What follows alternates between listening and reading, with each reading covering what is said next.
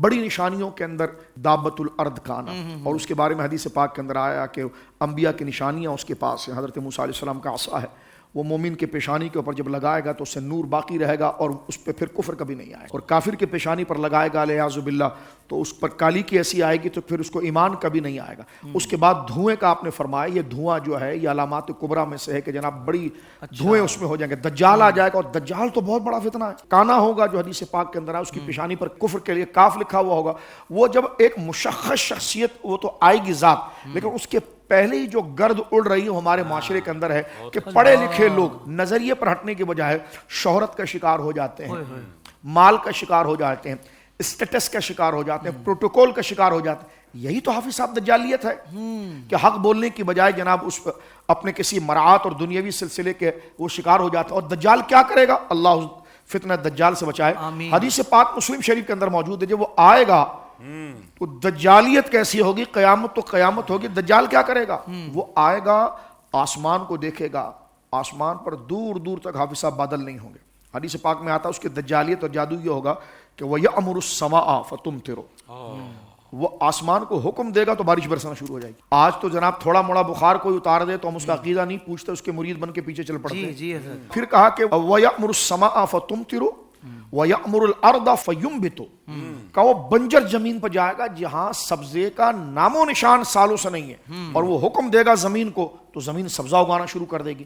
یعنی یہ دجالیت کا دور ہوگا. اور جو ہر چیز سامری کے بچڑے کی طرح ہر چیز نئی نوینتے کے پیچھے جو بھاگتے ہیں نا، نئی چیز صحیح ہے، آپ تو ایک بات کرتے رہتے ہیں نوینتا چاہیے، نہیں چاہیے. تو جو نئے کے پیچھے بھاگنے کے چکر میں ہوں گے نا، وہ کہیں گے مولانا حافظ طاہر صاحب آپ رہنے دو، آپ کے پاس وہی ساری خشک باتیں ہیں، یہ دیکھو کیسے باغ پھیلا رہا ہے.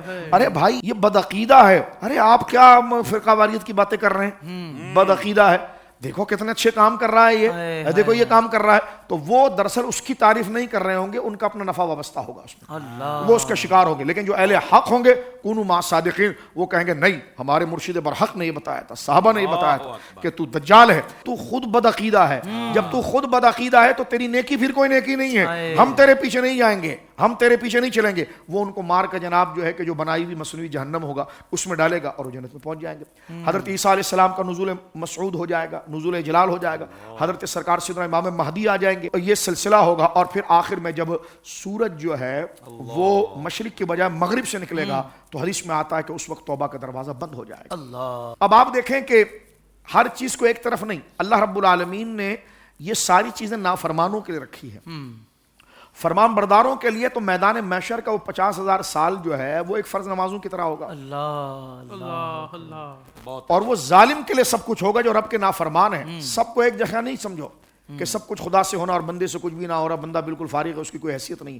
اللہ رب العالمین نے فرمایا وَلِلَّهِ الْعِزَّةُ وَلِرَسُولِهِ وَلِلْمُؤْمِنِينَ، عزت اللہ کے لیے، عزت رسول کے لیے، عزت مومنوں کے لیے. تو جن کو خدا نے عزت دی ہے وہ ذلیل ہو جائیں گے. بہت اچھے کہتے ہیں کہ سب ذلیل ہو جائیں گے قیامت کے دن. ہم نے کہا وہ ذلیل ہوں گے جو بدعقیدہ ہوں گے، خدا کے نافرمان ہوں گے، اور جو خدا کے محبوبین ہوں گے العیاذ باللہ ذلت وہ کیا ان کے غلاموں کے قدموں تک بھی نہیں آئے گی. قرآن کہتا ہے نا اے حبیب آپ کہیے اللہ ملکوں کا مالک ہے، تؤتی الملک من تشاء، جسے چاہتا ہے وہ ملک عطا کرتا ہے، وتنزع الملک ممن تشاء، اور جس سے چاہتا ہے ملک کو بادشاہی لے لیتا ہے، وتعز من تشاء وتذل من تشاء، جسے چاہتا ہے وہ عزت دیتا ہے اور جسے چاہتا ہے ذلت دیتا ہے. کیا سمجھے اس آیت سے؟